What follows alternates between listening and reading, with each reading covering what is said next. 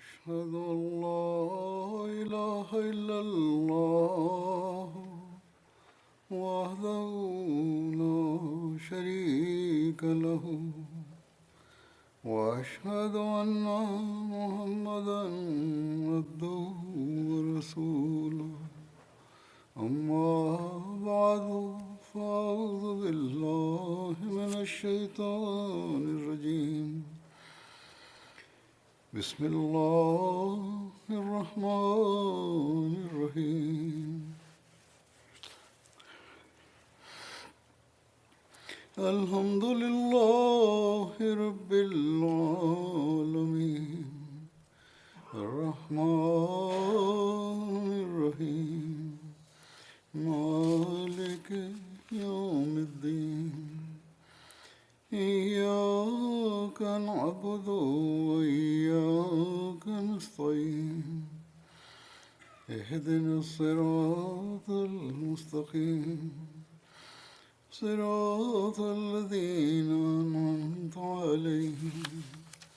غير المغضوب عليهم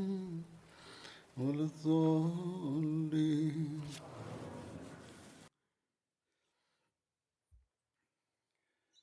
خدای پاک حضرت مسیح موعود علیه السلام له چې کله دا خبر ورکړی و چې د هغوی د دغه دنیا نه د رخصتېدو وخت جوخت دی، نو هغوی جومات مخاطب کړو، فرمایلی وو خدای پاک دوه قسمه قدرتونه ظاهروي.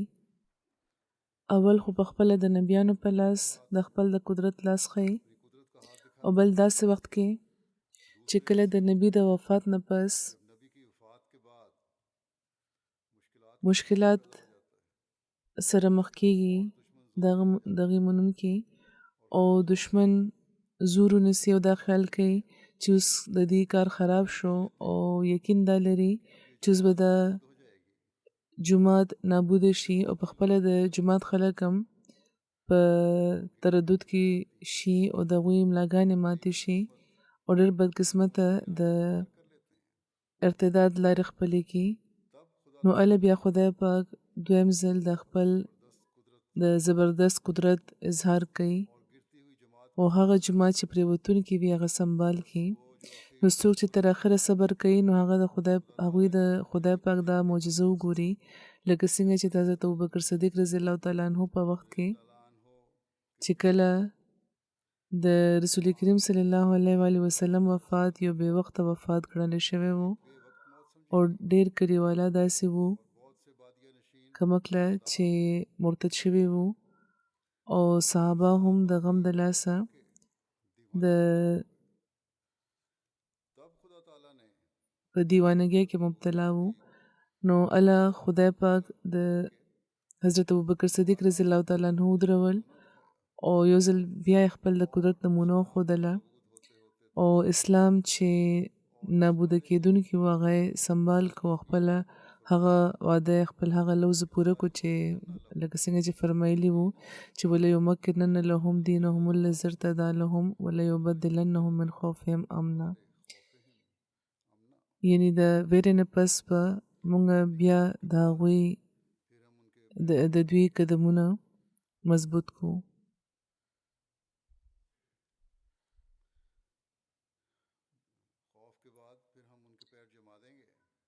همدغه شان د حضرت موسی علیه السلام په وخت کې هم شوي وو چې کله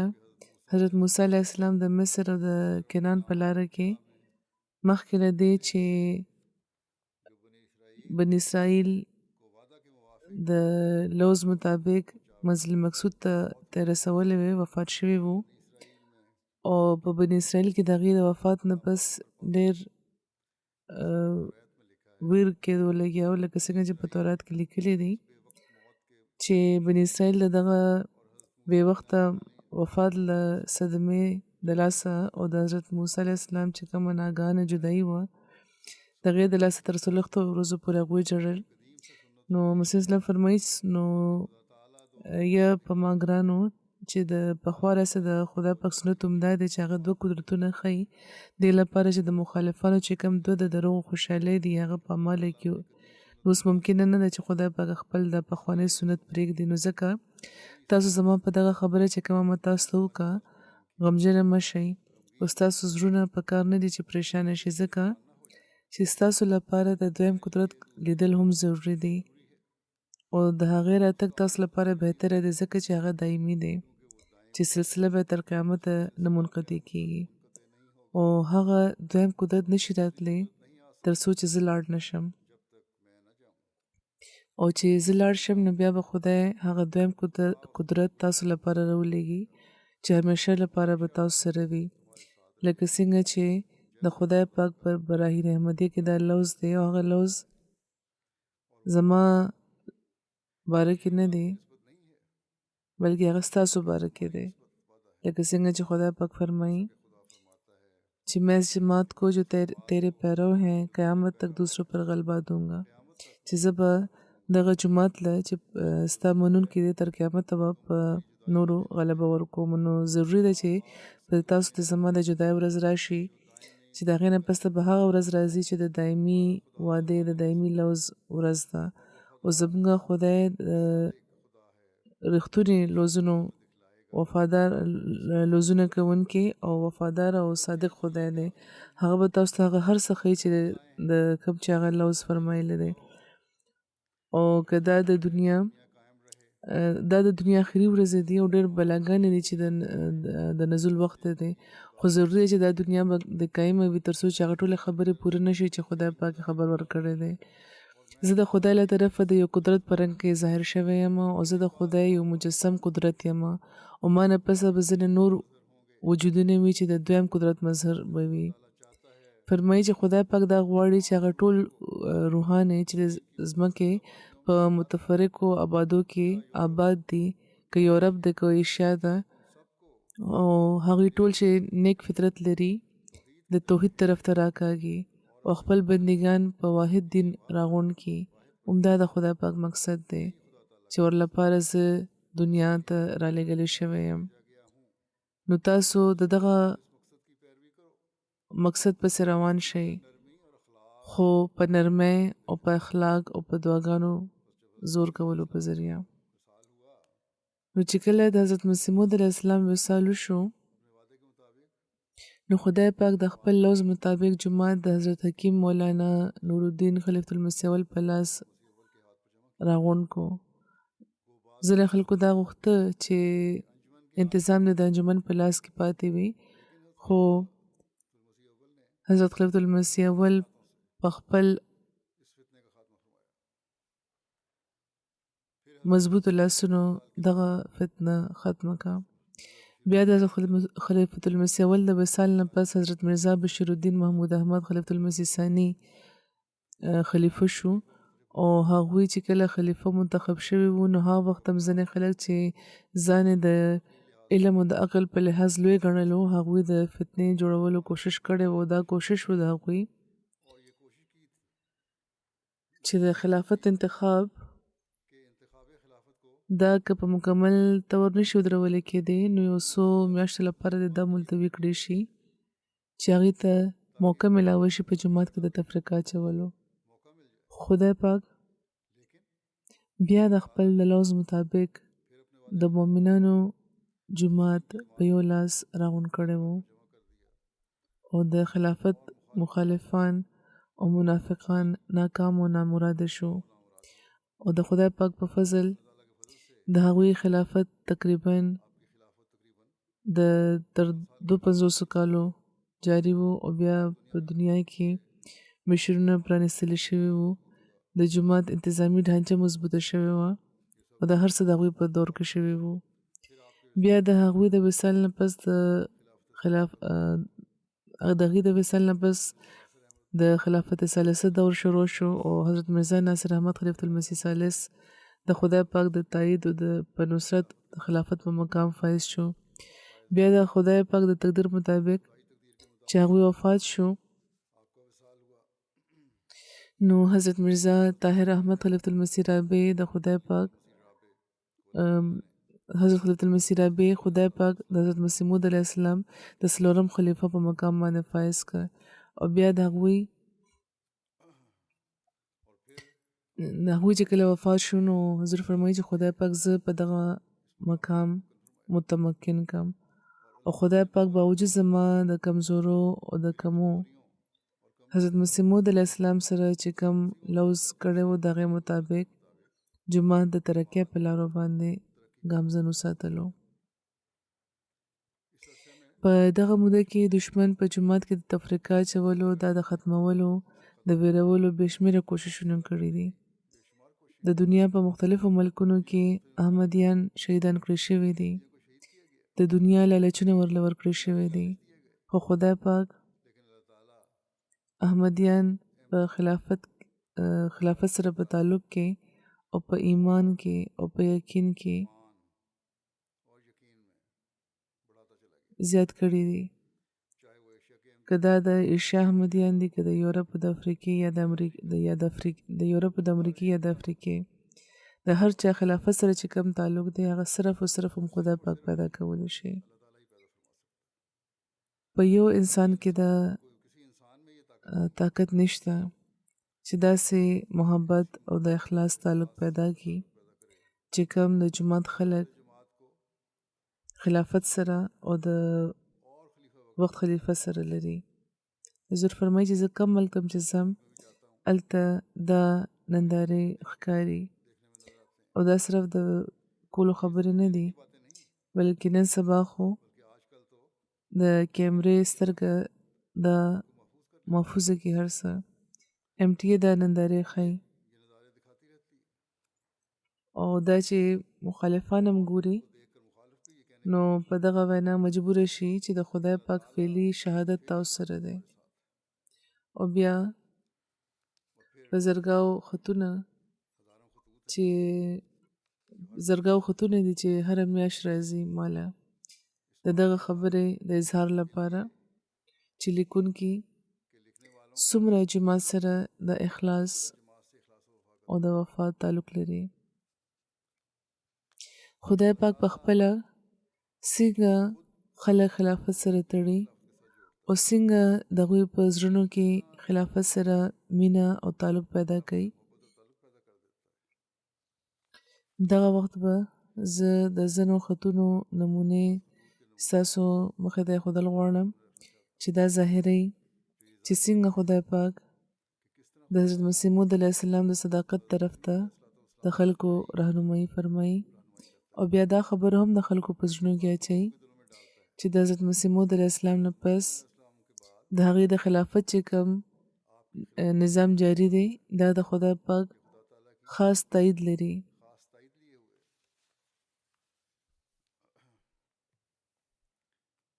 په تنزانیه کې یو مونزه ریجن دی. د هغه ځینه معلم رپورټ ورکړی دی لیکي چې یو ورځ د سهار مونځ نه پس د مبلغ سره د جماعت ملګرو سره مونږ ملاقات لپاره تللی وو. د ماسپښین مونځ نه مخکې مونږ واپس جماعت ته چې راغلو نو د جماعت په پوڼو کې یوه ښځه مونږ ولیده چې خیریت هم ترنه معلوم کړو نو خبر شو چې هغه د دعا لپاره راغلی ده. غالبا د هغې خیال دا و چې لکه څنګه په غیر احمدیانو مسلمانانو کې د دم درود رواج دی طریقه چې کومه رایجه ده هماغه شان مونږ هم کوو. په افریقایانو کې ډېر رواج دی د دم درود. نو مولوي صاحب هغه د جماعتي تعلیماتو نه خبر کا او بهرحال هغې لپاره هلته دعا هم وکړه. نو ښځه دا و چې زه خوبونه وینم چې پکې غنم رنګې یو تن دی چې اوږده ږیره ده او هغه ما همداسې په دین پوهي لکه څنګه چې مربي صاحب زه پوهې کوم. نو په دې د جماعت احمدي تعارف هغې له ورکړی شو او د مسیح موعود علیه السلام د خلفا تصویرونه ورته وښودلی شو. نو هغې دا وی چې کم زبرګ چې په خوب کې هغې له ورځي پوهېږي د هغوی شکل حضرت مسیح موعود علیه السلام یا حضرت المسیح ثاني سره ملاویږي. د نه پس یې ښځې سره د خپلو درو بچو بیعت هم وکړو.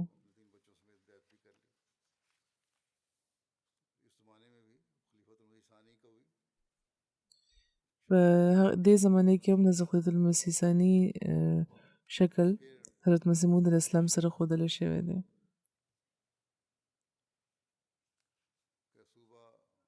بیا په د انډونیشیا صوبه د مغربي کالمتان د هغه ځای د یو علاقې اوسیدونکي دي.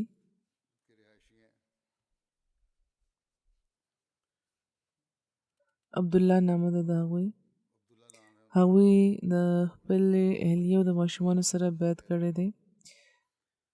جمعه سره د هغې رابطه د کال 2019 راسې وه او د مبلغ د خبرو نه هغوی ډېر متاثره وو ځکه جمعه ته د هغوی تګ راتګ وو.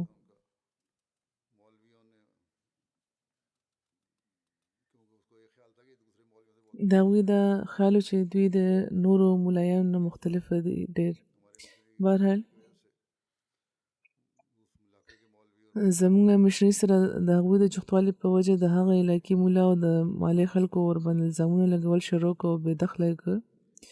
خپل جومات ته به راتلو ته یې نه پرېښوده. هغوی دا وایي چې ما خوب لیدلی و چې زه په یو داسې ګرداو کې نښتی یم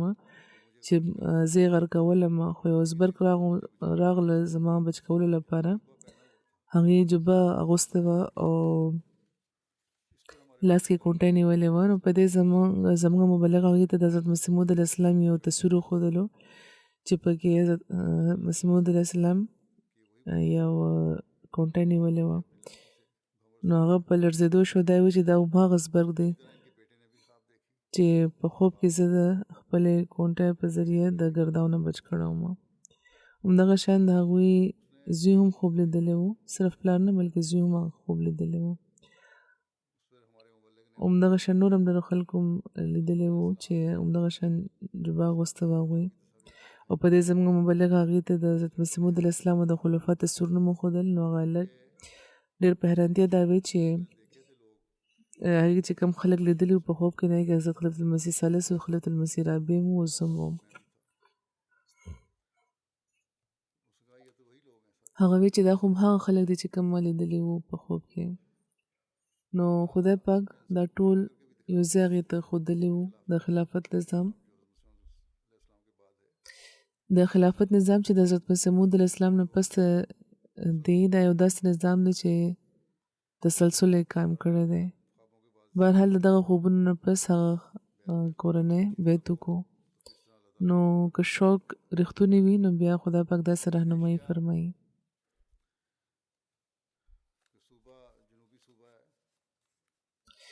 بیا د انډونیشیا یو سویلي صوبه ده، د هغه یو ځای د بارو. هلته وایي چې زموږ مبلغ امیر صاحب لیکي چې د سهار لمونځ هم جمع مو ورکولی چې یو تن لمونځ لپاره راغلو او هغه یو تن په جومات کې شاملېدو لپاره راغلو. هغه دا وایي چې هغه د بل ځای نه دلته خپل د ښځې خپلوانو سره ملاوېدو له راغلی دی او د خبرو اترو دوران هغه د خپل د ماضي د ژوند باره کې چې کوم د مشکلاتو نه ډک و وویل. او هغه دا وایي چې یو ځل زه په ګرانو حالاتو کې ما خوب کې لیدلی چې یو زبرګ و چې ږیری و او سپین پټکې په سر و، هغه سره مې ملاقات وشو او په خوب کې راته هغه وویل چې تر 40 ورځو پورې د هر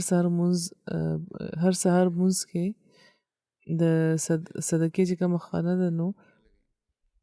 صدقه پکې اچوه نو مشکلات به دې لرې شي. نو هغه هم داسې کړي لکه څنګه چې ورته خوب کې ښودلی شوي وو. په 20مه ورځ د هغې پریشانۍ ختمېدل شروع شوې، قسم نوکرۍ او سهولتونه مو ورته میلاو شو. نو هغه وایي چې تقریبا 3 میاشتو مخکې هغه سپین پټکي او هغه ږیرې والا تن یو ځل بیا راله په خوب کې راغلو او د میوه راکولو لپاره یې په غر بوتلم او راته وایي چې دا خوب د صرف هغه خلکو ته وویلی شي چې ځان کې د تقوا علامتونه ظاهروي. او دې نه پس مبلغ هغه ته د خلفا تصویرونه وښودل. نو هغه تن ډېر حیران شو. د حضرت خلیفة المسیح رابع رحم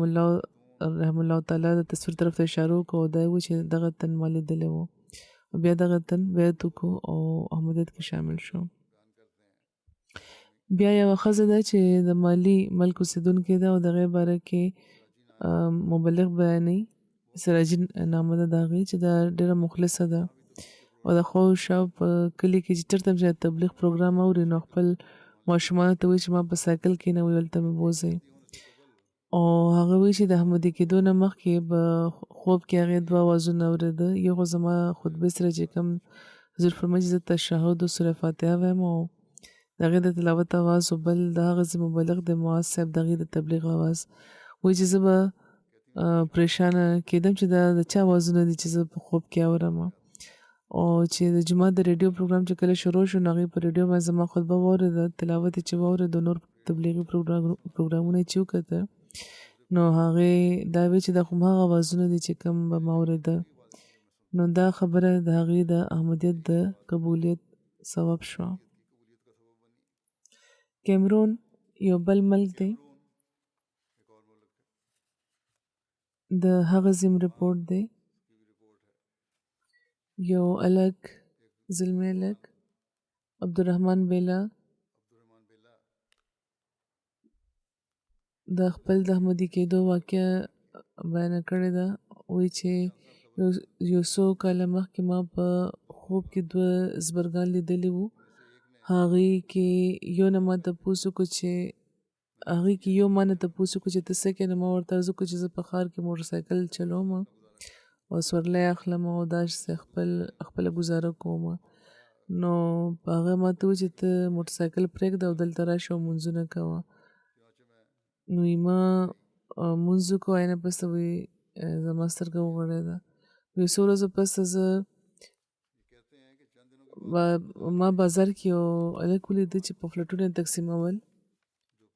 او هغه پمفلټونه د جماعت احمدیه وو نو زه چې کور ته راغلم په غور مې هغه پمفلټ وکتو او مې لوستو نو په هغه پمفلټ چې کوم ما د یو زبر تصویر لیدو او دا تصویر د حضرت مسیح موعود علیه السلام و نو دا هماغه تصویر چې کوم دا هغه زبر تصویر چې ما په خوب کې لیدلی و یعنې پس ما جمعه سره د رابطې کوشش وکړو او بیا نور معلم سره د دې رابطه چې زیاته شوه لټرچر دې نور ترلاسه کړو او بل چې کوم تنو چې هغوی په خوب کې لیدلی وو نو هغه تصویر ما ته په باقي لټرچر کې ښکاره شو هغه حضور فرمایي تصویر هم زما و وایي چې هغه دویم هغه د موجوده خلیفه تصویر و وی ما نامه خو اورېدلی وه خو زیات علم مې نه لرلو خو خوب کې چې کوم تن ما ته د لمونځ لپاره ویلی وو هغه د جومات موجوده خلیفه وو او په خوب کې د هغوی د لمونځ طرف ته چې زه بللی وم او د لمونځ کولو چې کوم برکت و نو تیر کال زموږ د کلي چې کوم مشر وفات شو وی په دغه وجه دا اتفاق دا و چې د هغوی اولاد نه و دغه وجه بیا د دې د وصیت مطابق وی زه د کلي مشر جوړ کړی شوم دا عزت راته وبخلی شو او زه دا ګڼم چې دا عزت ماته د جومات په وجه میلاو شو بیا ګینې بساو یو بل ملک دی د هغه ځای مبلغ انچارج وایي چې دلته یوه علاقه ده د هغه ځای یوه ښځه ده ماریه صاحبه د هغوی 2 زامنو احمدیت قبول کړی و د دې نامه عایشه ماریه ده نو د عایشې صاحبې چې کوم مشر رور دی چې د جومات ډېر مخالف دی هغې عایشه او د هغې کورنۍ سنبالي او خوراک څښاک څیزونه ورکوي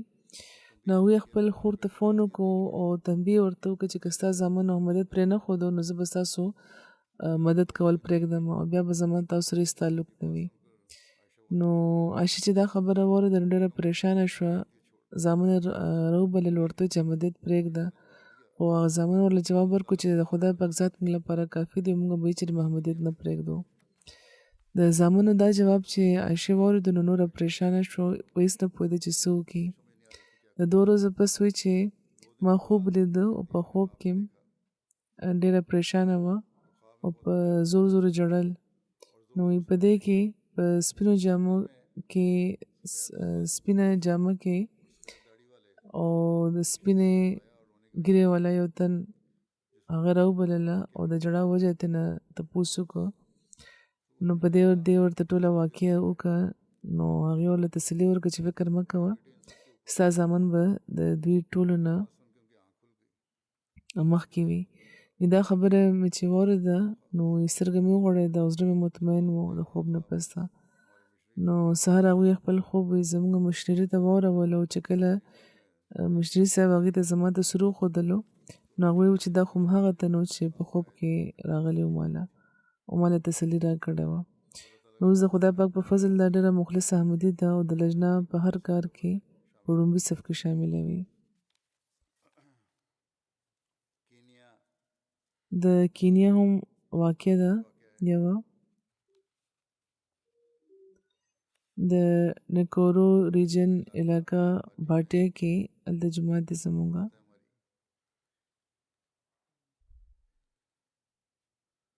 او دا علاقه د عیسائی اکثریت علاقه ده، وړه شان علاقه ده.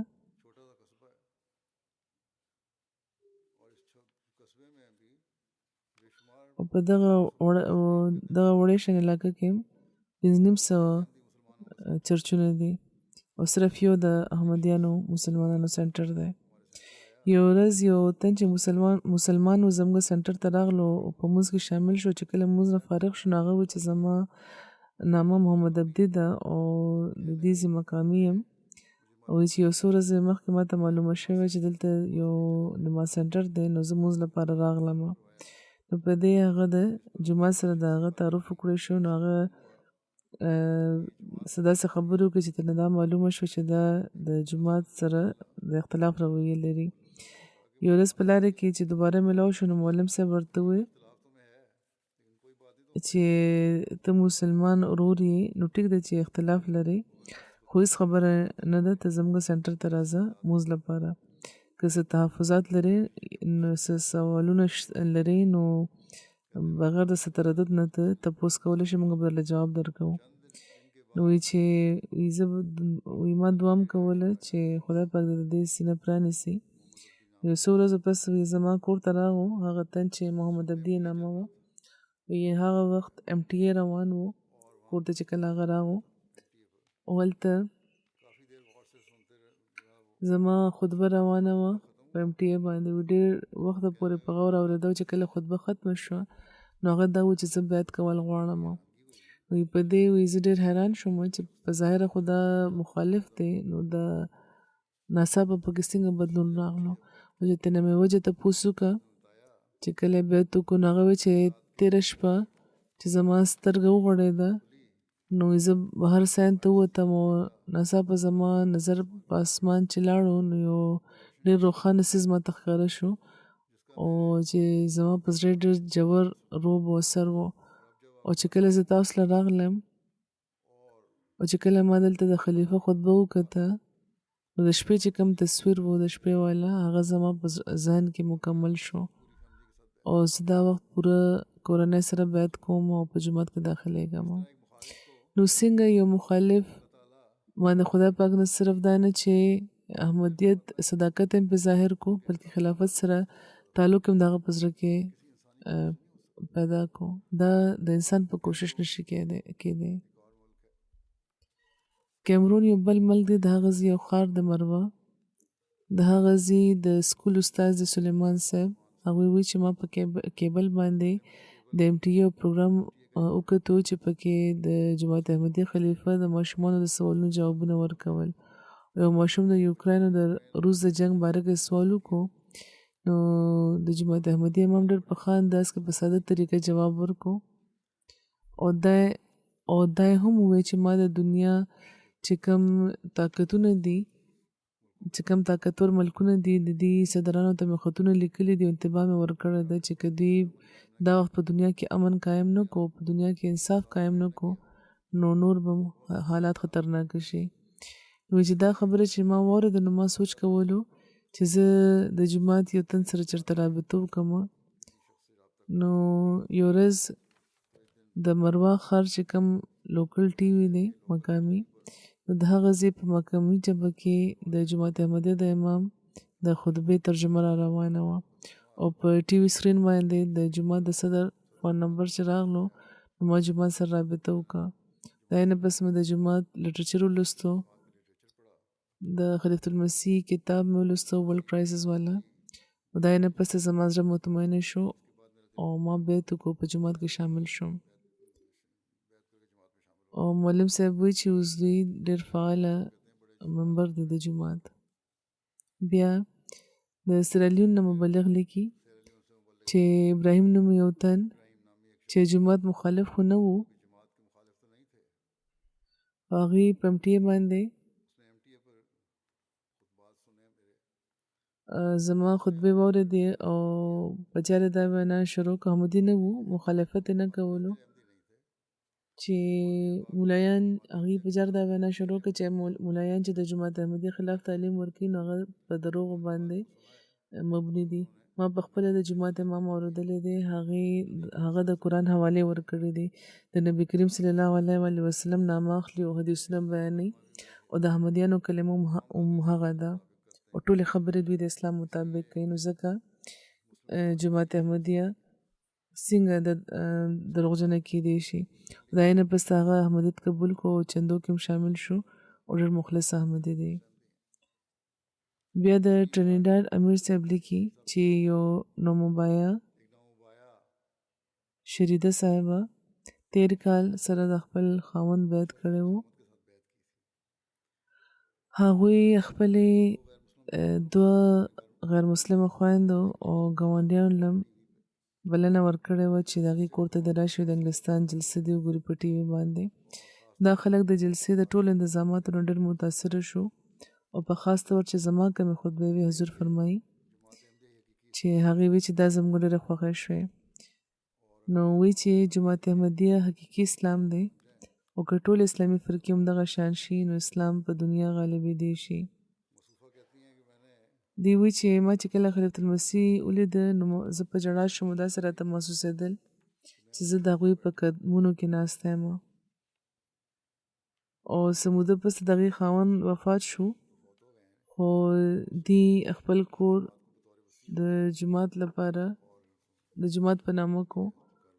په دې کاروایي روانه ده بیا د کرغیزستان یو مقامی دی احمدي شوي دي سلطان عطا خانوف هغوی وی چې زما زوی او زما اهلیه ته د بیعت توفیق ملاو شوی و او ما په کال 2019 کې هره جمعه جماعتي میشن هاوس ته تلل شروع کړی وو او چې کله به زه زما اهلیه په ګاډي د جمعې مونځ لپاره د جومات میشن ته تلو تقریبا د 12 کیلومتره سفر به موږ کولو نو د خلیفۃ المسیح د خطبې ریکارډینګ به مو اورېدو او چې کله به ما دا خطبې اورېدې نو زما احساسات به ډېر مضبوطه شو نو سخت کال د مې دویم تاریخ د روژې په مقدسه میاشت کې د میاشت په ختمېدو د اختر په ورځ ما بیعت وکړو د تېر کال دا خبره ده نو زه دا بیانول غواړم چې په څه نه څه طریقه به دا کار پاتې کېدو خو ما په اختصار دا لیکلی دی چې څه چې زما په روح کې کېده هغه زه په الفاظو کې نشم بیانولی ما په هر مونځ کې د خدای نه د اسلام باره کې د علم د اضافه دعا کول او د هر جمعې مونځ کې به مسلسل ما لپاره د هر جمعې مونځ ما لپاره مسلسل څه نه څه نوې پرانیستل د پیراګوی یوه ښځه ده لیزا هغه دا وایي چې خدای پاک هر چاله د هدایت ورکولو مختلفې لارې جوړې کړې دي زما د اسلام احمدیت طرف ته سفر د کرونا د وبا دوران شروع شوی و زما د اسلام احمدیت طرف ته سفر د کرونا وبا دوران شروع شوی و ما دا سوچ کولو چې فارغ وخت نو څه ژبه زده کول پکار ده نو ما آنلاین عربي زده کول شروع کا او د عربي په ذریعه د اسلام باره کې زه ډېرو خبرو نه خبر شوم او ما مطالعه شروع کړه یو ورځ د فیسبوک اکاونټ مې چې کولاو کړو هلته کافي کیک ان اسلام په عنوان په جومات کې د یو پروګرام کې د شمولیت دعوتنامه راغلی وه وی ما ځان رجسټر کو چې په وخت به په وخت حاضر شمول د زما ملاقات مربي صاحب سره د غوی اهلیه سره وشو نو مخه خو زما په ذهن کې شکونه او شوبې وې چې په جماعت کې صرف هغه خلک داخلي شي چې عربیان دي خو هلته چې ورغلم نو د اسلام باره کې چې د کوم خبرو نه خبر شوم هغه ما لپاره بیخي نوې وې زه خبر شوم چې په اسلام کې دین معامله کې هیڅ جبر نشته اسلام صرف د امن او د سلامتۍ مذهب دی هغه شپه چې کله زه د جماعت نه بهر راغلم نو زما په لاس کې قرآن و او دا نه پس د مربي صاحب سره د هغوی اهلیه سره زما مستقله رابطه وه او ما هغوی نه ډېر سوالونه کول او د هغوی چې کوم هفتهوار کلاسونه وو هغې کې شاملېدل ما شروع کړ او ځان لپاره مې یو هدف وټاکلو چې زه به پوره مونځ یادوم او زده کوم بیا همدغه شان مې 2 میاشتې تېرې شوې او هره ورځ په ناسته پاسه ما د اسلام باره کې سوچ کول او یو ورځ چې زما خاوند ما پسې راغلو جومات ته او په واپسۍ ما هغه ته دا وی چې ما نن دا خبرې زده کړې نو په دې هغه ما ته وی چې ته مسلمانېږې ولې نه دا مې چې واورېدل زه بالکل خاموشه شوم او زما سره کې اوښکې راغلې ځکه چې هغه وخت ما خپل ژوند کې صرف همدا وغوښته چې زه مسلمانه شم خو دا ما لپاره یوه ډېره لویه فیصله وه بهرحال هغې نه پس ما د احمدي مسلمان کېدو فیصله وکړه او ما د جماعت باره کې نور معلومات وکړه تحقیق مې وکړه سوالونه مې تپوس وکړه باقاعدګۍ سره د وخت د خلیفه خطبې مې اورېدې او بیا ما ته یقین شو چې زه په سمه لاره یم مونږ هدایت لرو مونږ امام لرو چې زموږ خیال ساتي زموږ راهنمایي کوي مونږ لپاره دعاګانې کوي لا ډېر څه دي ما لپاره زده کولو لپاره خو د جماعت احمدیه باره کې زما زړه مطمئن شوی دی د دې د بیعت نه یو څو میاشتې پس د دې خاوند نه بیعت وکړو اوس د ډېر مخلص او فعاله ممبر دی د جماعت د هغه ځای پیراګوئ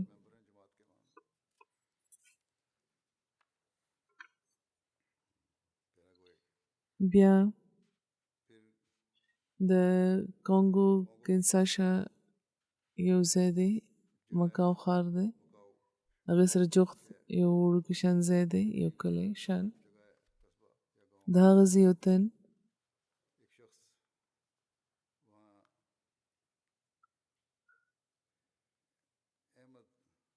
احمد صاحب دی بټاټو صاحب هغوی د خپلې کورنۍ اتو کسانو سره بیعت کړی دی او هغې نه پس هغې تبلیغ هم شروع کړو او د دې د تبلیغ په نتیجه کې 2 کسان نور په جماعت کې شامل شو د دوی وینا ده چې د جماعت کې د شاملېدو د ټولو نه لویه وجه د وخت د خلیفه وجود ما لپاره جوړ شوی دی او د خلافت نظام دی وی امیر صاحب وی چې ما دوی ته آنلاین قرآن ښودلو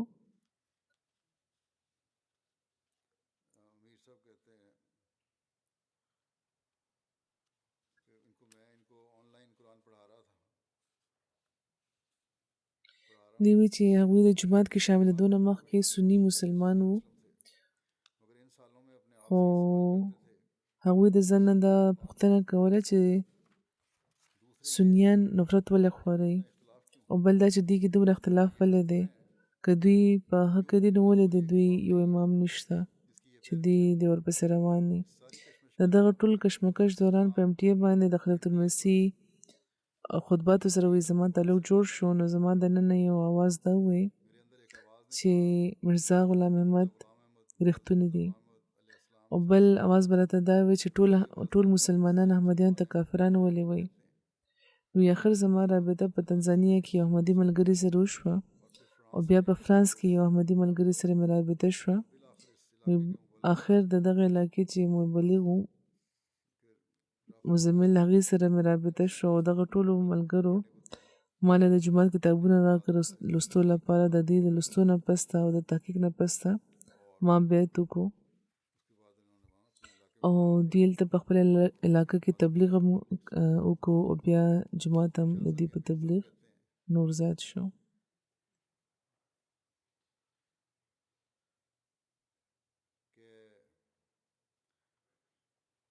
د کانګو کنساشا امیر صاحب وی چې هلته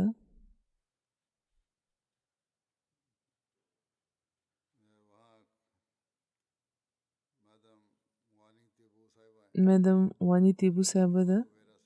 چې اویرا جماعت سره تعلق لري 2 کاله عمر دی. هغې دا و چې زه مسلمانه وم خو د 2 کال عمر کې زه عیسائی شوم ځکه چې زما زوی په یو چرچ کې پادري و او یو ورځ ما په ریډیو باندې د خلیفة المسیح د یوې خطبې فرانسیسي ترجمه واورېده او چې څنګه مې واورېده نو مشن هاوس ته مې فون وکړو چې زه د زمانې امام بیعت کول غواړم. خپل زوی ته مې وویل چې کله زه مړه شم نو جماعت احمدیه به زما جنازه کوي. د کیمرون مبلغ انچارج وی چې هلته مروان یو ملګری عمر زبیر صاحب دی.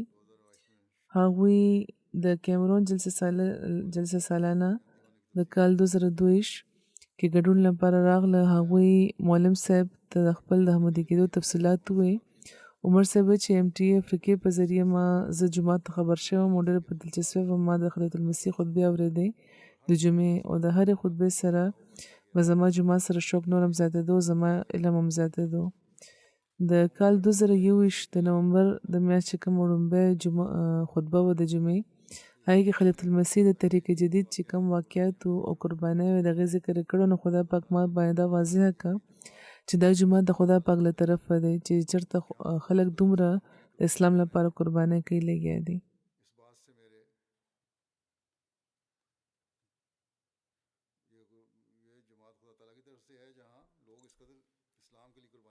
یعنی خدای پاک باندې دا واضح کړه چې دا جومات د خدای له طرفه دی چې چېرته خلک دومره قربانۍ د اسلام لپاره کوي لګیا دي. نو په دې زما زړه ته پوره تسلي شوه او ما بیعت وکړو جومات کې شامل شوم او د نه پس ډېر مطمئنه یم او خوشحاله یم. بیا د سیریلیون واټرلو مربي دي د هغه ځای الفاظ صاحب دی وایي چې 13 کال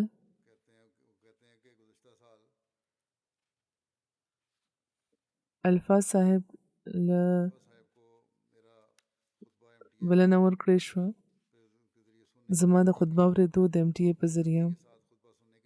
هغوی د خپلې کورنۍ سره د خطبه اورېدو له راغلي وو. خطبه چې واورېده نو ډېر متاثره شو. خپلې ټولې کورنۍ سره چې پکې 8 کسان شامل وو هغوی بیعت وکړو په جومات کې شامل شو. د خدای پاک په فضل په احمدیت کې داخلېدو نه پس ډېر په اخلاص دوی د جومات چې کوم خدمتونه دي هغې کې برخه اخلي او د جومات چې رینوویشن وکړی شو نو ټول وخت هغوی وقاري عمل هم کړی و او د مزدورانو په شان کار کولو او نفلي روژې هم دوی نیسي او د روژه ماتي انتظام هم دوی کوي خلکو لپاره. د بنګلادیش امیر صاحب لیکي چې د جومات د سیکرټري تبلیغ دلته چاپخانه ده چې پکې بلال نومې هلک کار کوي. دغه هلک چې کله جومات نه خبر شو نو هغه زموږ مرکزي جومات ته راتلل شروع کړو چېرته چې هغه ته حضور فرمایي زما د خطبه اورېدو موقع میلاوه شو. څه موده پس د بیعت وکړو خو د دې اهلیه بیعت نه و کړی. د ده واده ته 7 کاله تېر وو خو اولاد یې نه و نو دې خپل اهلیه ته وویل چې د خلیفة المسیح ته لیکو دعا لپاره چې خدای پاک د موږ اولاد راکړي. خلک لیکي نو موږ ولیکو وګورو نو هغې چې کله خپله ښځه په دې قایله کړه چې راځه موږ هم همداسې وکړو د دعا لپاره به خواست وکړو نو هغوی د دعا خواست وکړو نو څه موده مخکې د دې اهلیه ته امید پیدا شو نو د اولاد نو د دې د داخل شو بیا چې دا د خلیفة المسیح په دعاګانو خدای پاک فضل فرمایلی دی نو هغې بیا بیعت وکړو. د بلجیم امیر صاحب لیکي چې د مراکش یو ملګری دی هلته اوسېږي ډېره موده هغوی د احمدیت باره کې تحقیق وکړو بیا بیعت کړی دی. هغوی دا وایي چې د وړوکوالي راسې ما د ډېرو عالمانو په صحبت کې وخت تېر کړی دی خو د خلیفة المسیح خطبې صرف دا نه چې د قرآن تفسیر دی بلکې هغه انسان خدای پاک ته جغد بوځي او دغه خطبه اورېدو نه پس ما له لمونځونو خوند راکول شروع کړو. خدای پاک ما ته رښتونې خوبونه هم ښودلی دی. خدای پاک احمدیت زما ژوند بدل کړو او دا ذکر چې کولو نو سترګو کې اوښکې راغلی. بیا کینامه د سیریلیون مربي دي هغوی وی چې یو ځای کې 1500 نه زیات غیر احمدیان راغونډ ول ته یو تن ودرېد او دا یې وی چې محمدیان د اسلام په رښتونې لاره د موږ دین نه نفرت کوو ځکه چې دوی همیشه رښتیا وایي سپین د سپین وي او تور د تور وي همیشه همدا وجه ده چې په موږ کې صفای او اتحاد نشته د دغه علاقې یو امام مدرد هغه هم دا وی چې که تاسو د احمدیان د خلیفه خطبه واورئ نو تاسو به د اسلام د سم تعلیم نه خبر شئ ما احمدیت قبول کړی خو نه دی خو هره جمعه زه د خلیفه خطبه اورم او که تاسو واورئ نو د اسلام د تعلیماتو نه به خبر شئ او ستاسو زړه به نه کېږي چې دا خطبه دې ختمه شي بیا د مشاکر ریجن مبلغ دی هغې دا وایي چې زه د بانک د یو کار په سلسله کې بانک ته تللی وم کار چې مې ختم شو نو وږې ومه نو یو هوټل ته لاړم روټه خوړوله هلته چې لاړم نو مې کته چې په ټي وي باندې د ایم ټي نشریات را روان وو او هغه خلکو ریکارډډ خطبه اورېده هغې ما لګېدلې واورېده د هغه انتظامي نه ما تپوس وکړو نو هغوی وی چې موږ اکثر دا چینل ګورو او په دغه چینل باندې ډېرې ښې خبرې ښودلې کېږي او موږ لپاره فایدهمندې دي او زموږ دا چینل تل خوښ دی نو دغه شان هم خدای پاک د جمعه د تبلیغ سامان جوړوي او په هغې باندې د خلافت اهمیت واضح کوي بیا دی د مالی مبلغ لیکي عمر معاذ صاحب چې د دې ځای د ګینی ریجن یو ممبر دی جالا صاحب هغوی وی چې د اکسیډنټ په وجه د هغوی د هغوی د خپې هډوکي مات شوي وو هغوی ډېر علاج کړی وو د اسی علاج نه علاوه ډاکټرانو ته هم ښودل او ډېرې میاشتې تېرې شوې خو هډوکي نه سمېده د هغوی هم او د هغوی خپلوان هم ډېر مایوسه وو چې اوس به د دوی د هډوکي چېرې جوړ نه شي یو ورځ هغوی زه په خوب کې ولیدم حضور فرمایي او خلیفة المسیح خامس د هغه لپاره دعا وکړو نو وایي چې ما په خوب کې د هغې دعا سره امین وی وایي دې نه پسې چې زه هوش کې راغلم نو ما امین وی خپل لاسونه مې په خپو باندې ووال نو وایي خدای پاک بیا په ما فضل فرمایلو چې کوم مایوسي پیدا شوه چې دا هډوکي به نه سمیږي هغه ورو ورو سمېدل شروع شو اوس خدای پاک په فضل زه بالکل ټیک ټاک یم اوس کوم دا نشي ویلی چې چېرته زما د خپې هډوکي ماته وو نو دغه شان هم خدای پاک د خلافت سره تعلق د مضبوطولو سامان جوړوي خلکو لپاره په غیر وسه اثر کېږي د کانګو کنساشا امیر صاحب لیکي چې په کانګو کې د خدای پاک په فضل د جماعت د ریډیو سټیشن نه علاوه 3 مقامي اف ام ریډیو په ذریعہ ریډیو چینلونو په ذریعہ هفتوار تبلیغي پروګرامونه او تربیتي پروګرامونه او حضور فرمایي زما چې کومه خطبه د جمعې هغه باقاعده نشر کېږي د بندونو 2 مقامي ټي وي سټیشنونو باندې نیغ په نیغه نشر کېږي خطبه چې ډېر ښه فیډبیک یې ملاویږي لګیا دی یو مقامي صحیح ډاکټر صاحب یو ورځ چې په لاره کې هغې سره ملاقات وشو نو هغوی دا وایي چې زه ستاسو د امام خطبه اورم او ډېر په اثردار انداز کې هغوی وړاندې کوي او بیا زما تاسو دا خواست دی چې تاسو په مقامي ژبه کې د هغې ترجمه کوئ چې زیات نه زیات خلک یې ترې فایده پورته کړي نو خدای پاک دغه شان هم د اسلام احمدیت پیغام د خورولو سامان پیدا کوي لګیا دی اغیار د دغې خبرې طرف ته پام ګرځوي چې د وخت د خلیفه اواز خلکو ته ورسوئ دغه شان ځمکه هواریږي لګیا ده او یو وخت به راځي چې دې سینې به هم کلاوي شي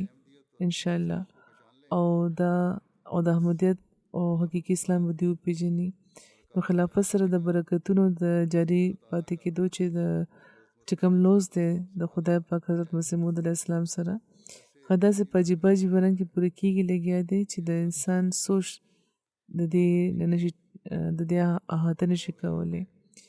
د خپلو د پردو دا واقعیت د خدای پاک نشانات د خلافت احمدیه سره د خدای پاک د تاییداتو او د حضرت مسیح موعود علیه السلام چې د رسول کریم په غلامۍ کې راغلي دي او دنیا به هغې امت واحده جوړوله که د هغې د صداقت دا هر څه ثبوت نه ورکوي نو نور څه دي دا بیا دا صرف جماعت احمدیه ده دا صرف جماعت احمدیه دی چې د خلافت د نظام د لاندې نن په ټوله دنیا کې د اسلام د ترقی او د تبلیغ کار کوي لګیا دی او چې کم ترقیات مونږ ګورو لګیا یو د نامساعد حالاتو نه باوجود دا د خدای پاک د فعلی شهادت ثبوت خو دی او که نه دی نو بیا نور څه دی د چا سترګې چې ړندې دي هغوی ته نه ښکاري او نه ورته چېرته ښکارېدی شي انشاءالله تعالی جماعت احمدیه د خدای پاک د لوز مطابق او د رسول کریم صلی الله علیه و آله وسلم د پیشګویۍ مطابق چې د خلافت علی منهاج النبوت چې د مسیح موعود علیه السلام نه شروع شوی دی تر قیامته به روان وي همیشه به قایم وي او یو دشمن هم دې ته هېڅ نقصان نشي رسولی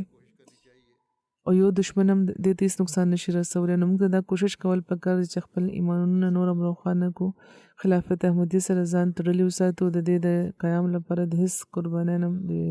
وروسته نه شو خدای پاک د موږ ټولو له دې توفیق ورکړي